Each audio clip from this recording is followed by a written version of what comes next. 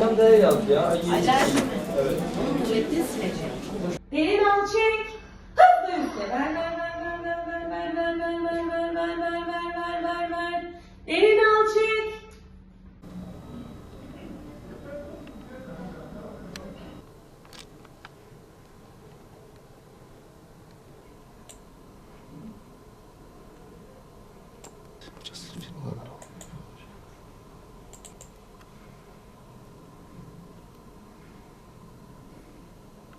Göğüs hastalıklarını ilgilendiren hastalıklar toplumda yaygın olarak görülüyor. Kronik obstrüktif akciğer hastalığı dediğimiz KOAH, astım, yine alt ve üst solunum yolu enfeksiyonları, akciğer kanseri toplumda yaygın olarak karşılaştığımız hastalıklardır. Örnek verecek olursak KOAH 40 yaş üzeri erkeklerde %19 gibi, yani neredeyse genel toplumda 20 hastanın birinde görülebilecek çok yaygın hastalıklardır. Kış aylarında tabii soğuk hava nedeniyle insanlar kapalı ortamlarda daha çok zamanlarını geçirmek zorunda kalıyorlar. Dolayısıyla bu da enfeksiyonlara, biraz önce söylediğim alt ve üst solunum yolu enfeksiyonlarına yatkınlığını, bulaştırıcılığını artırıyor. Yine bu soğuk havalar hem astımı da, alevlenme dediğimiz şikayetlerinde artışa neden olabiliyor. Benzer şekilde kronik obstrüktif akciğer hastalıklarının alevlenmesine neden olabiliyor. Bu hem soğuk havalar direkt kendisi etkileyebileceği gibi soğuk havaların neticesinde görülen enfeksiyonlarda bu astım, KOAH gibi hastalıkların alevlenmelerine neden olabiliyor. Özellikle son yıllarda gerçekten tüm dünyada, ülkemizde de ciddi bir hava kirliliğiyle karşı karşıyayız. Sigara tabii biraz önce bahsettiğim özellikle KOAH'ın, akciğer kanserinin çok önemli bir nedenidir. Son yıllarda Çin'de yapılan gözlemsel çalışmalarda çevresel hava kirliliğinde artık bir akciğer kanseri riski oluşturduğunu çalışmalardan biliyoruz. Özellikle 6 Şubat depremi bizim ilimizin de içerisinde bulunduğu asrın felaketi diye nitelendirilen bir deprem yaşadık. Ve bu deprem sonrası işte enkazların kaldırılması olsun, diğer inşaat süreçleri ciddi anlamda bir çevresel hava kirliliğine neden oldu. Ve bu çevresel hava kirliliği de hem mevcut hastalıkların alevlenmesine hem yeni hastalıkların oluşmasına önemli katkılar sağlıyor. Örnek verecek olursak bu sarkoidoz dediğimiz bir hastalık var.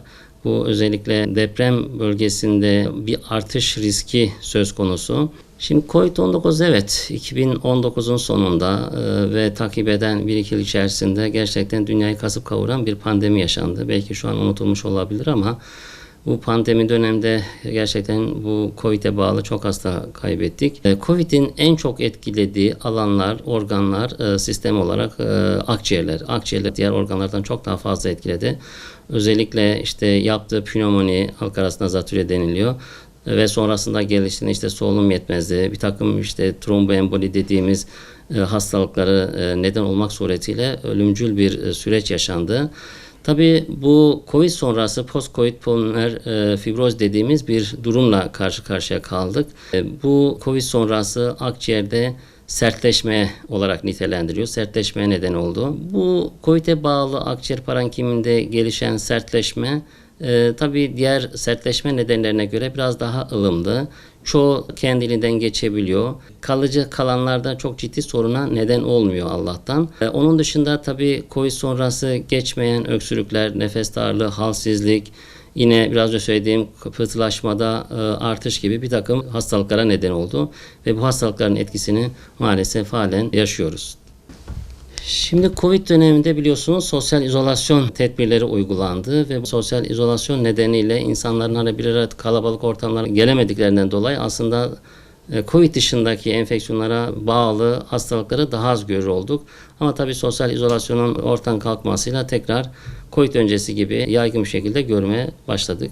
Aşılar çok önemli. Şimdi aşı konusu bazen de böyle spekülasyon konusu yapılıyor. İşte zararlar var. Kesinlikle aşılar COVID-19 aşı da dahil hayat kurtarıyorlar. Özellikle 65 yaş üzeri, işte kronik akciğer hastalıkları, biraz önce söylediğim KOAH, astım, bronşektazi, akciğer kanseri ya da diğer işte başka kanserleri olan ya da kanser nedeniyle vücudun savunma mekanizmasını baskılayıcı bir takım ilaçları kullanan hastalarda aşıları öneriyoruz. Her yıl mutlaka sonbahar mevsimlerinde mevsimsel grip aşısını ve pneumokok aşılarını mutlaka öneriyoruz. Bunlar gerçekten hayat kurtarıcı, solunum yoluna bağlı gelişebilecek olan enfeksiyonların riskinde ciddi azalmaya neden olmaktadır. Vatandaşlarımızın geçmeyen nefes darlığı, özellikle 3 haftaya geçen bir nefes darlığı varsa, bir öksürük varsa, yani her öksürük belki çok önemli olmayabilir ama özellikle 3 haftaya geçen bir öksürük varsa, hele böyle öksürmekle ağzına kan geliyorsa, işte gece terlemesi varsa, kilo kaybı varsa,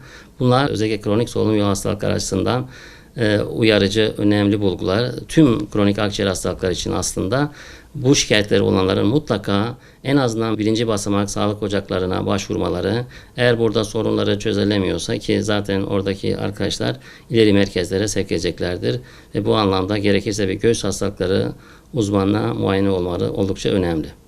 İç ortam, hava kirliliği oldukça önemli. Klimalar da önemli. Klimaların filtrelerin düzenli değiştirilmesi lazım. Bunlar düzenli değiştirilmediği zaman enfeksiyon kaynağı olabiliyorlar. Bazen işte hem gerek serinlemek amaçlı, gerekse işte ısınma amaçlı klima kullanıldığında bunların filtrelerinin belli aralıklarla düzenli şekilde bakımının yapılması oldukça önemli.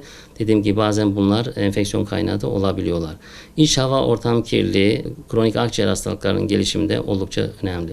Gerçekten toplumsal bir sorun nargile. Nargile biliyorsun bir tütün mamulüdür. İşte ısıtılarak kullanılıyor. Tüm sigaranın yaptığı hastalıkları maalesef nargile de yapıyor.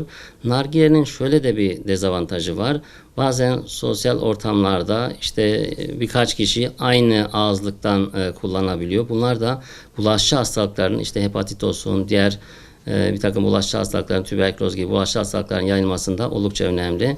Yani bazen öyle şeyler duyuyoruz, sanki nargile sigaradan daha az zararlıymış gibi bir algı toplumda var. Öyle değil. Sigaranın yaptığı tüm hastalıkları nargile de yapıyor. Mutlaka bir defa akciğer hastalıklarına neden olabilecek işte nargileydi, sigara gibi zararlı alışkanlıklardan uzak durmak lazım.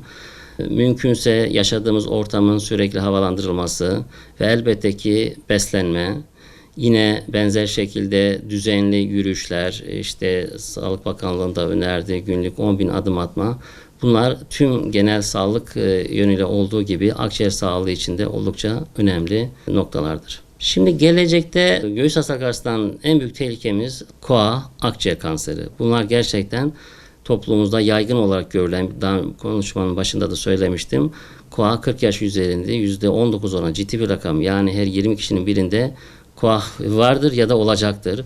Akciğer kanseri de benzer şekilde işte erkeklerde 100.000'de 74, kadınlarda 100.000'de 10 gibi, ortalama 100.000'de 45 civarında görülme sıklığı vardır. Bunlar gerçekten gelecekte de maalesef gündemimizi işgal edecek önemli akciğer hastalıkları olarak karşımıza duruyor ve sigarayla gibi bir takım risk faktörüyle mücadeleye rağmen şunu da söyleyeyim ki her yıl 1/1000 oranında akciğer kanserinde artış oluyor.